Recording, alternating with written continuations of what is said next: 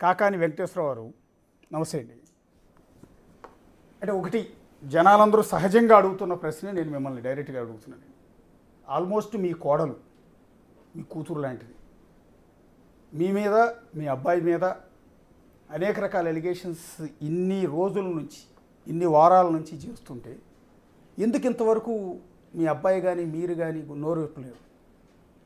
ఇప్పుడు ఫ్యాక్ట్స్ చెప్పిన ఆమె అబద్ధాలనే లేకపోతే మేము ఒకటి చెప్తే దానికి కౌంటర్ ఆమె ఇచ్చి, ఆమె కౌంటర్కి మేము కౌంటర్ ఇచ్చి, మా కౌంటర్కి ఆమె కౌంటర్ ఇచ్చి, దీన్ని ఇది కుటుంబ సమస్య. 4 గోళ్ల మధ్య పరిష్కరించుకుని కుటుంబాన్ని చక్కదోసుకోవాల్సిన విషయం ఇది. అలాంటిది దీన్ని ఎలాంగేట్ చేసి ఇంకా ఇప్పుడు ఆమె మాట్లాడితే మేము మాట్లాడకపోతే ఎలాంగేషన్ లేదు. ఆమె మాట్లాడిన దానికి మేము వచ్చి కౌంటర్లు చెప్పి, మాకు ఆమె కౌంటర్లు చెప్పి, ఆమెకు మేము కౌంటర్లు చెప్పి, ఇది ఇంకా ఇంకా ఇంకా రప్చర్ అవ్వటం తప్ప దీంట్లో ఏమీ ఉపయోగం లేదు. ఒకటి. రెండవది, మీరే అన్నారు కూతురో బిడ్డ అని, ఓ పిల్లోడిని ఎత్తుకుంటాం. ఎందుకంటే ఆమె మరి ఆ తండ్రి పెంచినా నేను పెంచినా సంటిబిడ్డ, మాకు సంటిబిడ్డ కాడి నుంచి పెరిగిన ఏజే అమ్మాయిది. పిల్లోడిని ఎత్తుకుంటే ఏం చేస్తాడు? ఎదురు మీద తంతాడు, మొహం మీద ఉచ్చబోతాడు. మామూలుగా మొహం మీద ఉచ్చబోతే చాలా నేరం, కానీ బిడ్డ ఉచ్చబోతే సంతోషం.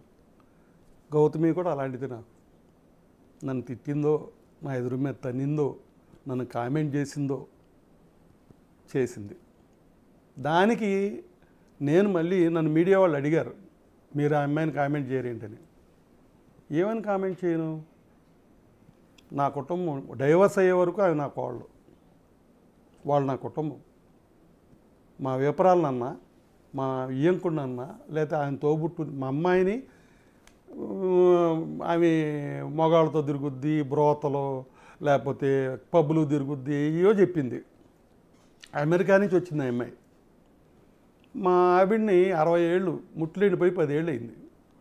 మేము హనుమాన్ జంక్షన్లో కోట్లు ఖరీదు చేసే టెంపుల్ మేము వైశ్యాసు కలిపి కట్టించుకున్నాం. దానికి శాశ్వత ధర్మకర్తలం.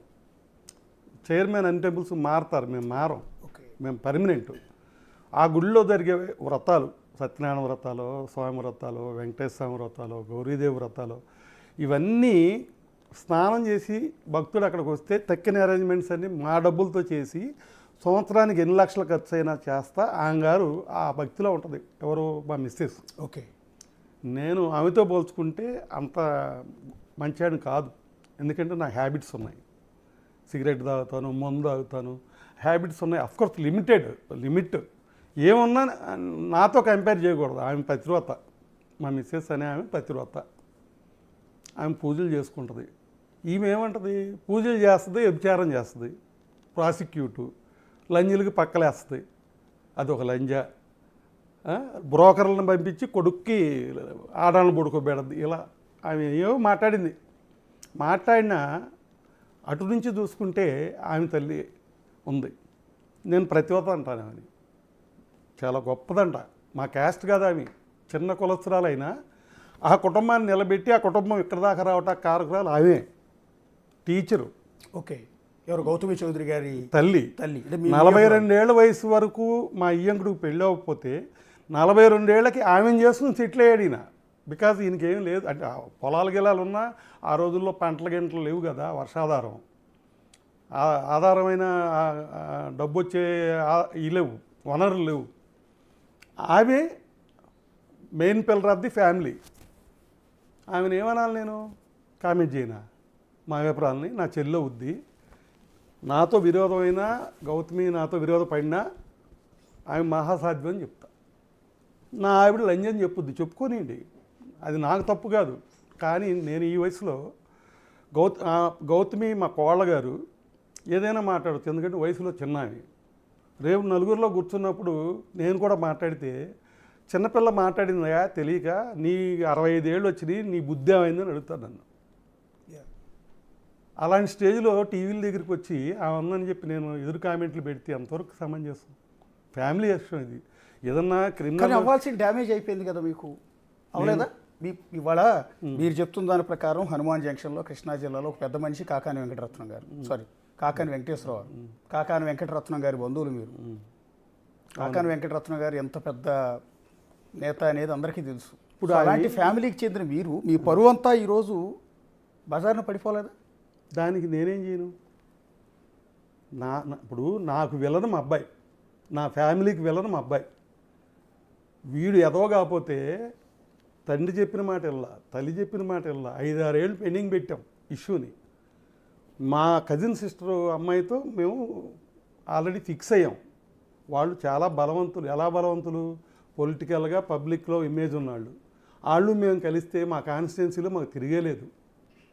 మా కుటుంబ బలం పెరిగేది. డబ్బు కాదు, డబ్బు అఫ్కోర్స్ ఆ పాప హైదరాబాద్ ఇచ్చారు, 200-300 కోట్లు ఇచ్చి హైదరాబాద్ ఇచ్చారు ఆ పాపని. డబ్బు కాదు అక్కడ, నైతిక బలం, మా కుటుంబ బలం పెరిగేది. అలాంటిది నాశనం చేసింది ఎవడు? ఈ అదవ, మీ అబ్బాయి. ఎందుకు అని మీరు ఆ అమ్మాయి సంబంధం చూస్తే చేసుకోలేదా? మరి ఫిక్స్ అయిందాన్ని సూసైడ్ కమిట్ అవుతానని కమిట్ అయ్యి మత్తు బిళ్ళలు మింగితే ఏలూరులో హాస్పిటల్లో పెట్టి తీసుకొస్తే ఏంట్రా బాబు అంటే, నేను ఈ అమ్మాయిని తప్ప జీవితంలో ఇంకొక అమ్మాయి జోలికి వెళ్ళను, మోసం చెయ్యను, నాకు ఆ అమ్మాయి కావాలి. ఎవరు? గౌతమి కావాలన్నాడు. గౌతమే కావాలి, నేను ఎవరిని చేసుకోను, ఏ అమ్మాయితో వెళ్ళను, అంటే నాకు ఈ అమ్మాయే కావాలి. గౌతమియే కావాలని అటెంప్ట్ చేశాడు. ఏలూరు హాస్పిటల్లో డాక్టర్ సాయి అని ఆయన ట్రీట్మెంట్ చేశారు. చేశాక సేవ్ అయ్యాడు. అప్పుడు గౌతమి వాళ్ళ తల్లిదండ్రులు వచ్చారు హాస్పిటల్కి. తర్వాత ఇంటికి కూడా వచ్చారు. నేను చదువుకోమని పంపించాను. 18 ఏళ్ళకి లవ్ ఏంటి? వెరీ ఫస్ట్ ఇయర్ అయిందో అవ్వలేదో వీడికి లవ్ అన్నాడు. ఇప్పుడు ఆ పాపకు కూడా అంతకుముందు లవ్ అఫైర్ ఉంది. మరి ఆమెకి వీళ్ళలో ఏమి నచ్చినాయో, వీడు వయసులో చిన్నాడు, ఇమ్మెచ్యూరు, చదువులో తక్కువ, అన్నిట్లో గౌతమి ఎక్కువ. ఆస్తిపాస్తుల సంగతి పక్కన పెట్టేయండి. వాళ్ళిద్దరు పర్సనల్ అట్రాక్షన్ కావాల్సిన కారణాలు చెప్పుకోవాల్సి వస్తే అన్ని రకాలుగా ఇటు తరిగేగా. వయసులో చిన్నాడు వీడు, జూనియరు, నీకన్నా చదువు తక్కువ, కానీ యాక్టివ్ పర్సన్. ఆ రోజుల్లోనే కాలేజీలో చంద్రబాబు నాయుడు గారు బ్యానర్లు కట్టడం, టీడీపీ అని తిరగడం, కాలేజీలో మందలించారండి పొలిటికల్ బ్యానర్స్ అవి కట్టొద్దని. ఓకే. ఆ స్టేజ్లో కొంచెం లీడర్షిప్గా ఉండేవాడు చిన్నవాడైనా. ఓకే. అలా మరి వీళ్ళిద్దరి మధ్యన జరిగిన దాంట్లో వాళ్ళ పెద్దల ప్రమోషను లేదు, మా పాత్ర లేదు. ఆ కుటుంబానికి ఏం తెలియదు వీళ్ళు లవ్ చేసుకున్నట్టు, మా కుటుంబానికి తెలియదు. లవ్ చేసుకున్నారు అన్నారు, తెలిసింది. వీళ్ళిద్దరూ కలిసి మా చుట్టాలింటికి వెళ్ళి అక్కడ పట్టుబడ్డారు. వాళ్ళు అబ్జెక్ట్ చేశారు, ఒక గదిలో వీళ్ళు ఉండి చేయటం. మా కంప్లైంట్ చేశారు. అప్పుడు మాకు తెలిసింది.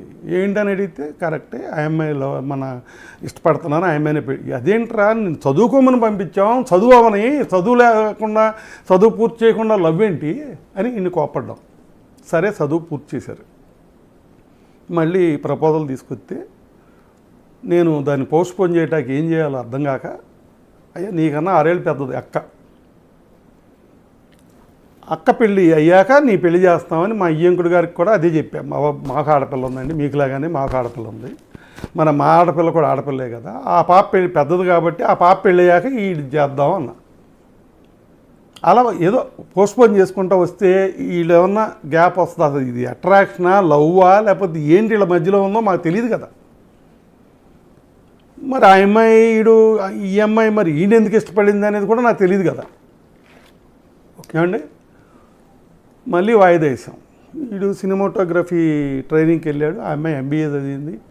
ఖాళీగా ఉండకుండా ఇద్దరు ఏదో చదువుకున్నారు. ఆ గ్యాప్లో మళ్ళీ ప్రపోజల్ వచ్చింది అయ్యాక.